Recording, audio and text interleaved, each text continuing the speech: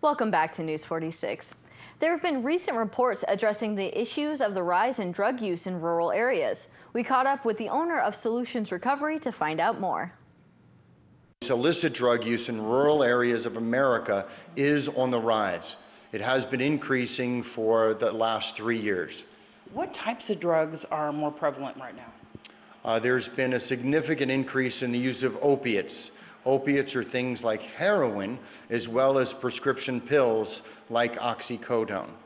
And years ago, heroin used to be something that people used, and now it's just been making its way back. It's very dangerous, to say the least. Well, it's certainly highly addictive, and very frequently people are smoking heroin first to help alleviate some of the fear of needles and some of the stigma of heroin use. Although after smoking it for a period of time, the body needs more, and it needs more in a more efficient way. So people move from smoking it to injecting it and becoming IV users.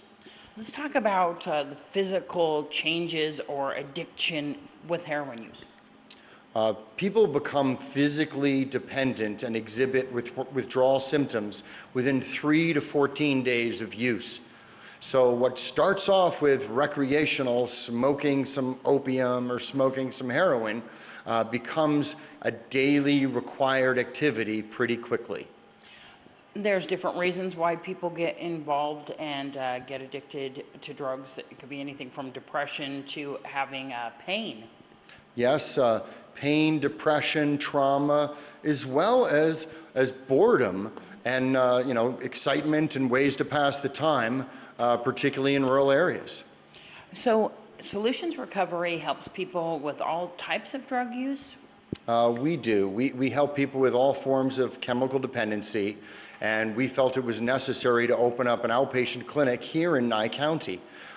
We've been really pleased with the way the community here in Pahrump has been welcoming our intensive outpatient program, and we've been getting lots of phone calls and lots of interest of people who've been coming in and who've been seeking treatment, and most importantly, who've been getting better, and their lives have been getting better as a result of it.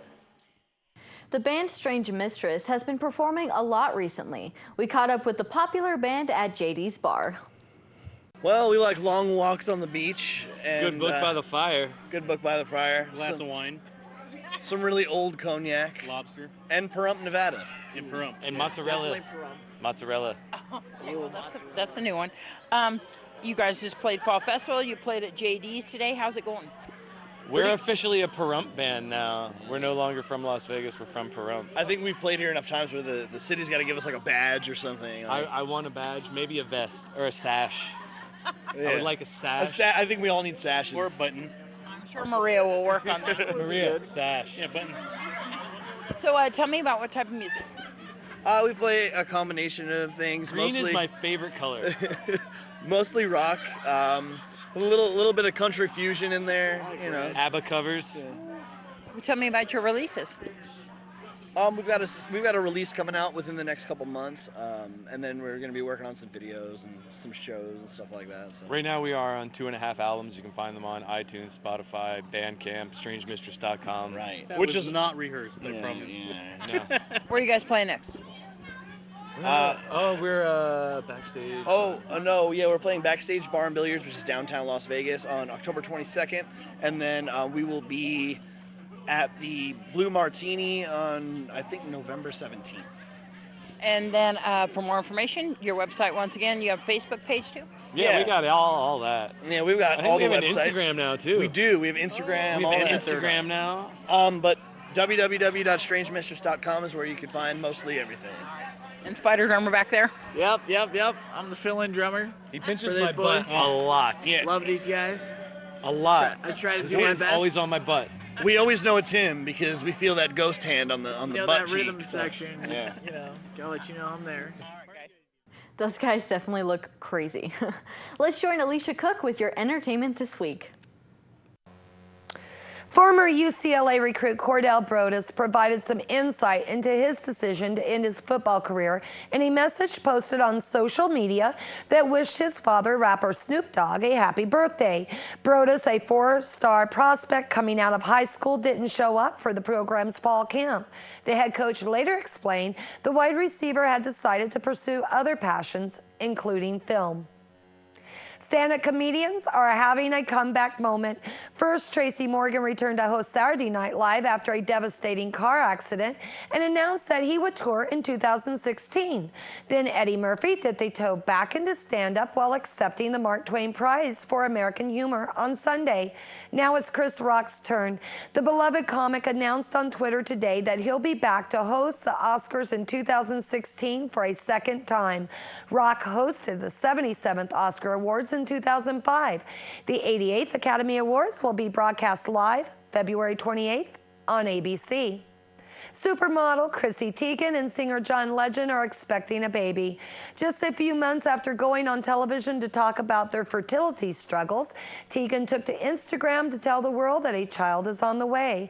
Teigen said on the Tyra Banks television show Fab Life not long ago that people often asked when she and her husband of 2 years were starting a family, unaware that she and Legend were having trouble getting pregnant. 5 years after fleeing to Canada, actor Randy Quaid is back in the United States.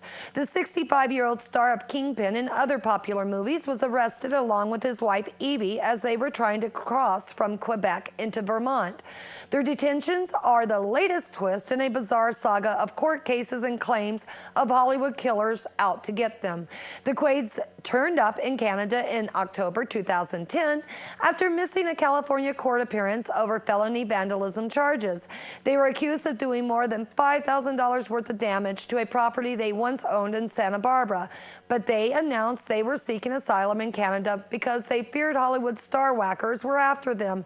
They described the purported murderers as accountants, lawyers, and embezzlers who they claimed were responsible for the death of actor Heath Ledger, whom Randy Quaid appeared with in Brokeback Mountain. Ledger died in New York in 2008 from an accidental overdose of prescription drugs. I am Alicia Cook, and that is your entertainment this week. All are invited to a special party going on at the Bounty Hunter Saloon on East and 2nd Street. Third annual Halloween party. It's going to be a huge bash. We have lots of prizes, lots of drink specials, raffle giveaways, got great decorations. The place is decked out, and everybody has, we have a really great costume contest. Last 2 years we had like really great costume contests. The winners were insane. I couldn't believe it. It was like a Face Off or something. Do you have your costume picked out already? Me? Yeah. No, I don't have mine picked out yet. So people can get all ready. Definitely come by the Bounty Hunter on Halloween. And that's, what day is that? It's Saturday night. Yeah. So it's going to be really a big deal. Yeah. We'll be packed. So what time does it start? 7 o'clock. All right, and then come on by and, of course, enter the costume contest. Will there be drink specials, giveaways?